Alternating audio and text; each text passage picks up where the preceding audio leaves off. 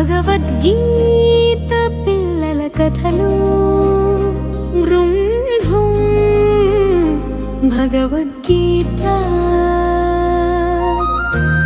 అధ్యాయం 10 శీర్షిక విభూతి యోగం. భగవంతుని అద్భుతమైన వైభవాలు. పిల్లలు, ఈరోజు మనం నేర్చుకోబోతున్నది ఈ అధ్యాయంలో శ్రీకృష్ణుడు ఇలా చెప్పారు. నన్ను పూర్తిగా తెలుసుకోవాలంటే నా మహిమల్ని, నా శక్తుల్ని అర్థం చేసుకోవాలి. భగవంతుడు సూర్యునిలో ఉన్నాడు, చంద్రునిలో ఉన్నాడు, సంగీతంలో, ధైర్యంలో, ప్రపంచంలోని అన్ని గొప్పతనంలో ఆయనే ప్రత్యక్షంగా కనిపిస్తాడు. చిన్న కథలా చెబితే అర్జునుడు అడిగాడు,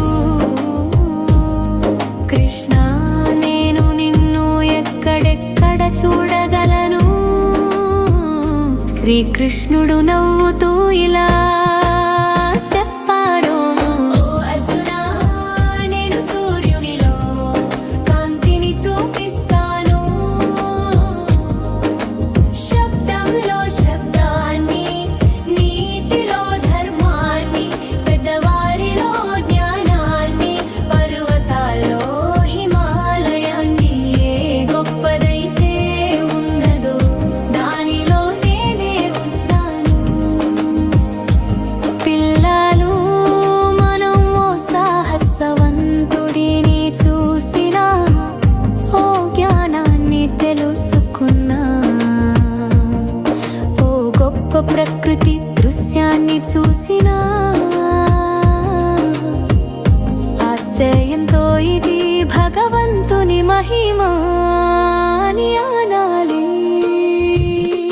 ఇస్కాన్ శ్లోకాలు, ఇస్కాన్ శ్లోకాలు, ఇస్కాన్ శ్లోకాలు.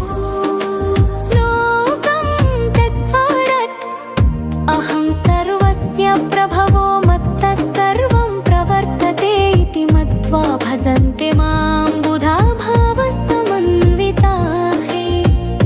అర్థాన్నేనే సమస్త సృష్టికి మూలం.